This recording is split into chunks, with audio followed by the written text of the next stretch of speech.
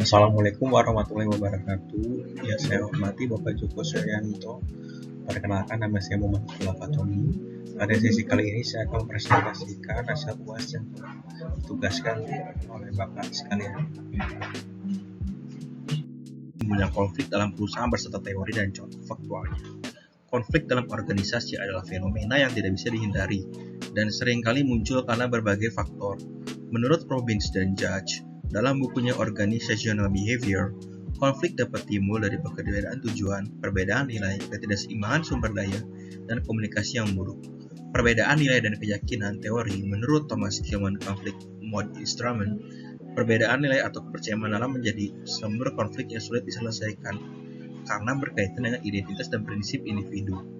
Contoh, di perusahaan multinasional ketegangan antara karyawan dari budaya yang menempatkan kolektivisme misalkan Jepang, Korea Selatan atau Cina, dan individualisme misalkan Amerika Serikat atau negara Eropa sering terjadi karena perbedaan cara pengambilan keputusan dan komunikasi.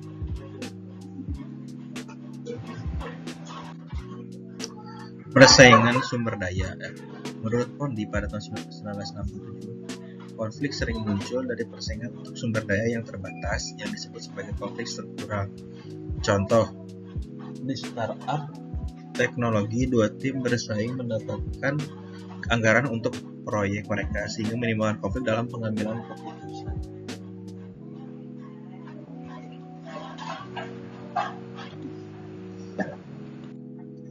Lalu perbedaan tujuan dan prioritas. Konflik fungsional dan disfungsional dijelaskan oleh Rahim pada tahun 2002, di mana konflik bisa muncul karena perbedaan tujuan antar departemen. Contoh di perusahaan manufaktur, tim produksi dan penjualan manufaktur. Tim produksi dan penjualan memiliki prioritas berbeda yang menyebabkan konflik. Lalu masalah komunikasi. Komunikasi yang buruk adalah penyebab utama konflik menurut berbagai studi, termasuk dijelaskan dalam buku yang dipublikasikan oleh Maxen dan von Glenau di tahun 2012 tentang perilaku organisasi. Contoh konkretnya yaitu kesalahan instruksi verbal tanpa dokumentasi menyebabkan miskomunikasi di sebuah bank, sehingga mengakibatkan kerugian besar bagi bank tersebut. Lalu perbedaan kepribadian. Berdasarkan teori kepribadian Big Five menunjukkan bahwa perbedaan sifat individu dapat memicu konflik. Sebagai contoh, konflik antara karyawan yang perfeksionis dan fleksibel di agensi perikanan atau karyawan yang tipe spesialisasi maupun karyawan yang bertipe generalisasi.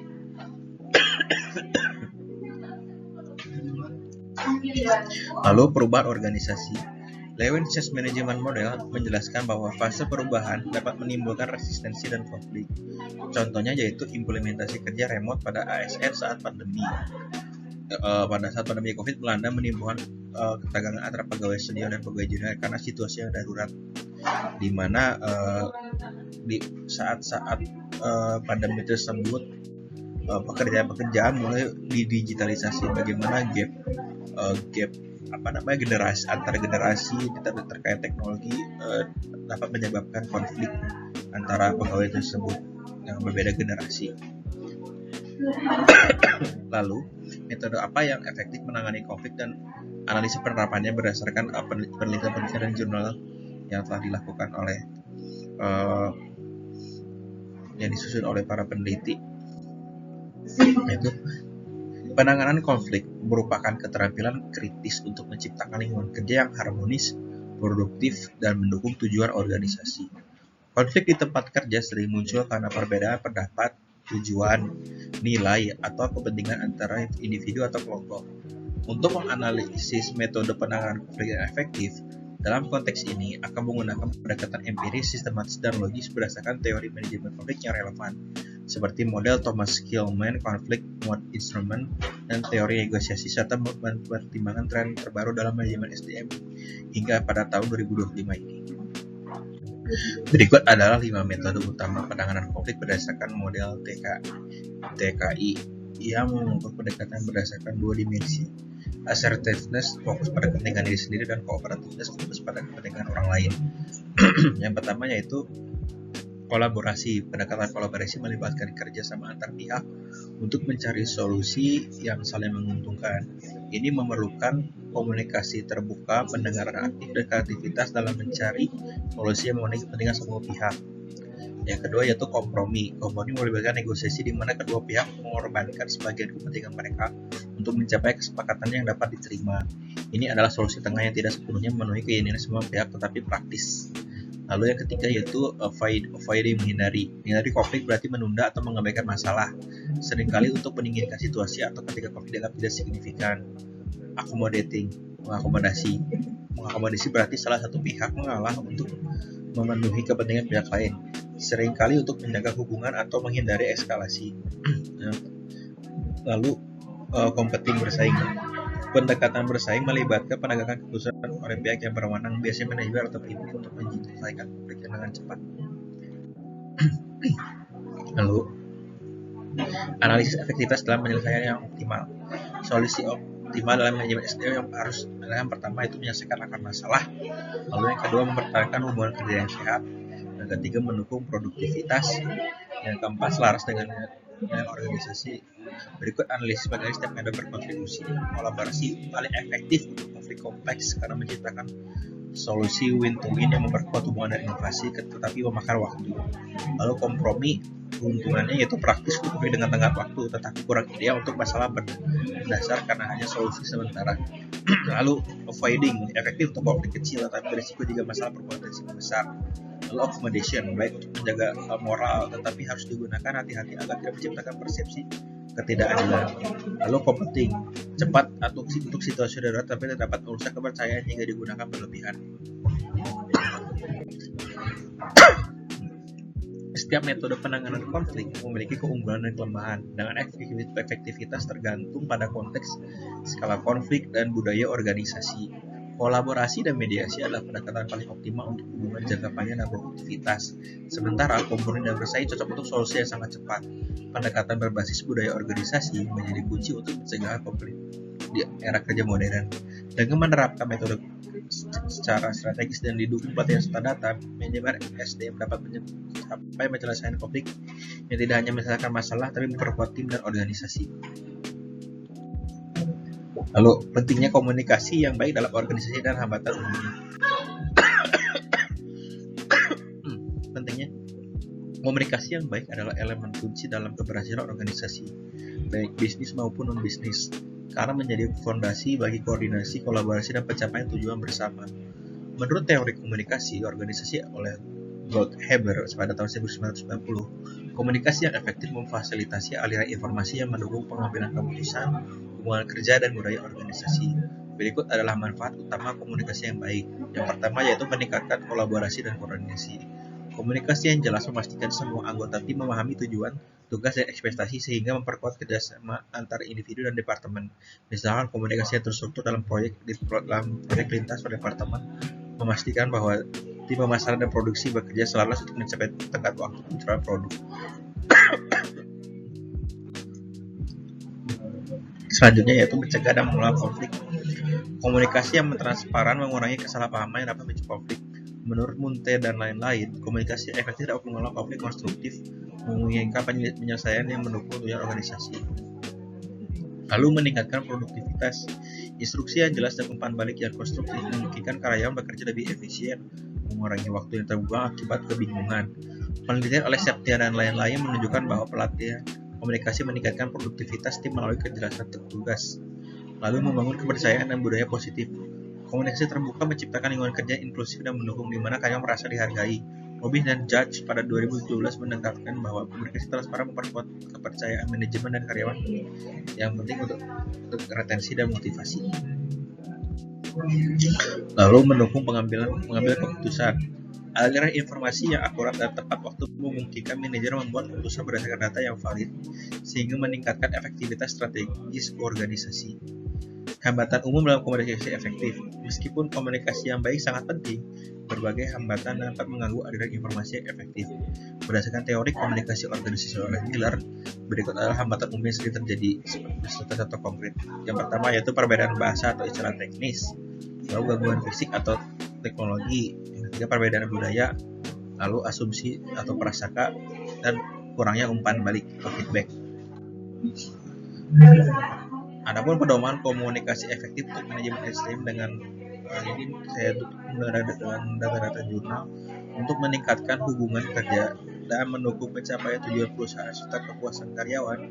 Manajemen sumber daya manusia perlu menerapkan pedoman komunikasi yang baik. Pedoman ini berdasarkan pada teori komunikasi organisasi dan penelitian teknis seperti Munte dan lain dan Septian yang diteliti pada tahun 2024 yang menekankan pentingnya komunikasi yang jelas, terbuka dan inklusif. Berikut adalah rekomendasi pedoman komunikasi yang dapat diterapkan. Yang pertama itu tetapkan saluran komunikasi yang jelas. Gunakan platform komunikasi terpadu seperti Slack, Microsoft Teams, Zoom atau aplikasi internal lainnya untuk memastikan informasi tersentralisasi dan mudah diakses oleh semua karyawan. Buat saluran khusus untuk setiap proyek, departemen atau topik tertentu, misalnya proyek peluncuran produk atau pembaruan kebijakan. Tetapkan aturan penggunaan saluran seperti email untuk komunikasi formal, aplikasi chat untuk diskusi cepat, dan dokumen bersama untuk informasi permanen. Pastikan semua karyawan memiliki akses dan pelatihan untuk menggunakan platform tersebut. Manfaatnya yaitu mengurangi kebingungan dan miskomunikasi dengan menyediakan saluran yang terorganisasi dan terdokumentasi. Referensi jurnal, Munte dan lain-lain menegaskan bahwa saluran komunikasi terstruktur membuat komunikasi dan memperbaiki komunikasi dan meningkatkan efisiensi organisasi. Lalu latih keterampilan komunikasi karyawan dan manajer. Rekomendasi selenggarakan pelatihan rutin tentang keterampilan komunikasi termasuk mendengar secara aktif, penyampaian pesan yang jelas dan manajemen konflik berbasis komunikasi. Penerapannya adalah adakan lokakarya tentang bagaimana cara mendengarkan secara aktif, di mana karyawan berlatih memparafrasekan pesan untuk memastikan pemahaman yang benar. Latih manajer untuk memberikan instruksi spesifik, terukur dan dapat dicapai realisasi dalam waktu disingkat SMART. Sertakan simulasi manajemen konflik untuk membantu karyawan memahami cara menangani ketegangan secara konstruktif. Manfaatnya yaitu meningkatkan kemampuan karyawan dalam berkomunikasi secara efektif, sehingga mengurangi kesalahpahaman dan memperkuat hubungan kerja. Pada penelitian Septian yang dalam pelatihan manajemen konflik dalam pemecahan masalah secara konstruktif menunjukkan bahwa pelatihan komunikasi meningkatkan kemampuan tim dalam menyelesaikan konflik dan mencapai tujuan bersama. Lalu, dorong komunikasi yang terbuka dan transparan. Ciptakan budaya organisasi yang mendukung komunikasi terbuka, di mana karyawan merasa aman untuk menyampaikan pendapat, kekhawatiran, atau saran tanpa takut dihakimi. Adakan sesi town hall atau rapat umum bulanan di mana manajemen berbagi pembaharuan perusahaan dan karyawan dapat mengajukan pertanyaan, termasuk secara anonim atau melalui kotak saran. Terapkan kebijakan pintu terbuka di mana karyawan menghubungi manajemen atau tim SDM untuk mendiskusikan isu sensitif. Publikasikan ringkasan keputusan strategis perusahaan secara berkala untuk menjaga transparansi. Manfaatnya itu membangun kepercayaan dan meningkatkan keterlibatan karyawan yang berkontribusi pada retensi dan motivasi. Ada penelitian Putri di 2020 adalah manajemen konflik dengan judul manajemen konflik dalam meningkatkan produktivitas organisasi, menunjukkan bahwa komunikasi transparan memperkuat hubungan interpersonal dan mendukung budaya kerja yang positif. Gunakan pendekatan komunikasi multikanal. Komunikasikan komunikasi verbal, tertulis, dan visual untuk memastikan pesan diterima dengan baik oleh berbagai tipe pembelajar, visual, auditori, dan kinestetik. Saat memperkenalkan kebijakan baru, gunakan presentasi visual dalam rapat diikuti oleh dokumen tertulis, misalnya panduan yang disusun oleh berdasarkan file PDF dan sesi tanya jawab untuk FAQ. Gunakan infografis atau video singkat untuk menyampaikan informasi kompleks seperti perubahan struktur organisasi. Pastikan semua materi komunikasi tersedia dalam format yang mudah diakses seperti dokumen digital yang kompatibel dengan perangkat seluler. Manfaatnya itu memastikan pesan diterima dengan baik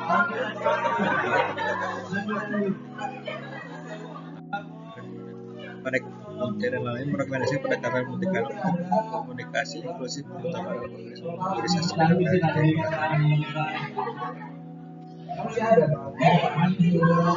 Lalu selanjutnya itu berikan feedback atau umpan balik yang konstruktif dan terstruktur. Terapkan sistem umpan balik dua arah yang terstruktur untuk memastikan komunikasi berjalan efektif dan mendukung perkembangan karyawan. Gunakan metode sandwich feedback atau puji kritik puji saat memberikan evaluasi kerja untuk menjaga motivasi karyawan. Dorong karyawan untuk memberikan umpan balik kepada atasan melalui survei anonim atau sesi evaluasi rutin. Tetapkan frekuensi umpan balik, misalnya evaluasi bulanan atau kuartalan untuk memantau kemajuan dan mengatasi masalah secara proaktif. Manfaatnya itu meningkatkan motivasi karyawan, memperjelas ekspektasi dan memperkuat hubungan antara manajemen dan karyawan. Hal ini didukung berdasarkan referensi jurnal Priadi dan lain-lain dalam pengoptimalkan modal manusia. Jurnal mengoptimalkan modal manusia menunjukkan bahwa umpan balik konstruksi meningkatkan motivasi dari kinerja karyawan. Lalu atasi budaya dan bahasa, baikkan pelatihan kesadaran budaya dan gunakan bahasa yang sederhana serta inklusif untuk mengatasi hambatan komunikasi dalam tim yang beragam. Harapannya itu adalah pelatihan kesadaran budaya untuk membantu karyawan memahami perbedaan norma komunikasi seperti gaya komunikasi langsung versus tidak langsung. Dalam tim multikultural, gunakan bahasa umum, misalnya bahasa Inggris yang sederhana, dan sediakan glosarium istilah teknis untuk menghindari kebingungan. Terjemahkan dokumen penting ke dalam bahasa yang relevan jika organisasi memiliki tenaga kerja yang multi bahasa. Lalu manfaatnya mengurangi kesalahpahaman akibat perbedaan budaya atau bahasa sehingga menciptakan lingkungan kerja yang lebih harmonis. Hal ini didukung oleh referensi Septian pada 2020 menyarankan bahwa pelatihan kesadaran budaya dan penggunaan bahasa inklusif meningkatkan efektivitas komunikasi dalam organisasi multikultural. Nah, apa saja implikasi praktisnya, yaitu untuk memastikan pemberhasilan pedoman ini, manajemen SDM dapat satu, membentuk tim komunikasi internal untuk mengawasi implementasi pedoman dan efektivitasnya. Kedua, mengintegrasikan pedoman ini ke dalam kebijakan SDM seperti karyawan. Ketiga, itu melakukan evaluasi berkala melalui survei kepuasan karyawan untuk mendapat komunikasi terhadap hubungan kerja dan pencapaian tujuan organisasi. Dengan menerapkan pedoman ini, manajemen SDM dapat menciptakan lingkungan kerja yang mendukung kolaborasi, mengurangi potensi konflik, dan memastikan pencapaian tujuan organisasi sekaligus meningkatkan kepuasan karyawan. Demikian presentasi ini saya sampaikan. Mohon maaf atas segala kekurangannya. Wassalamualaikum warahmatullahi wabarakatuh.